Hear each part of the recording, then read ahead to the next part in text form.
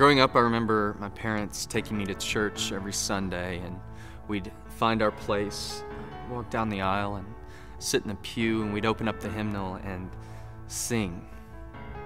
It was a Church of Christ. It was a cappella, just so beautiful, so simple. One of my favorite songs that we did was "Tell Me the Story of Jesus." It's still one of my favorite hymns today. And that's really what hymns do, isn't it? They tell a story. Really, it wasn't until recently that I learned that Fanny J. Crosby, who wrote that hymn, was blind from a very young age. You see, it changes the song when you know her story, doesn't it? Her story, her circumstance meet the truth of God, and we're inspired. She wrote, "Tell me the story of Jesus. Write on my heart every word. Tell me the story most precious, sweetest that ever was heard." When I ask myself, where does worship start? I believe that worship starts when our story, our circumstance, comes face to face with the truth of God. Really, it's where heaven and earth collide. Our story meets His, and the response is worship.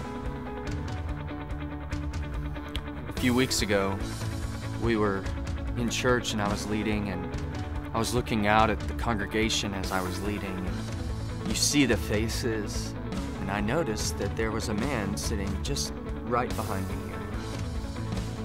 And he had sat the whole time. Everyone else was standing. I guess he wasn't in the physical shape to stand. We were singing and we transitioned into one of our church's favorite songs, The Stand.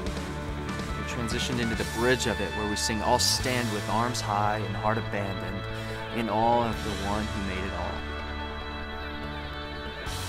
And I looked back, and I don't know what was going on in his story that day, but for some reason, the words of that song and the truth of God and the truth of His story, they all collided in this one beautiful moment. And he did this. And he sang at the top of his lungs.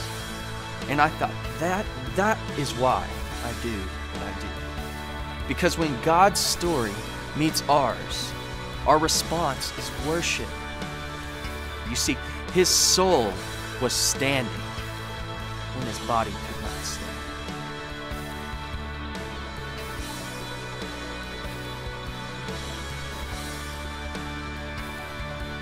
And really, these songs are just a combination of that. It's His word and His truth meeting my story, and you are a part of that story.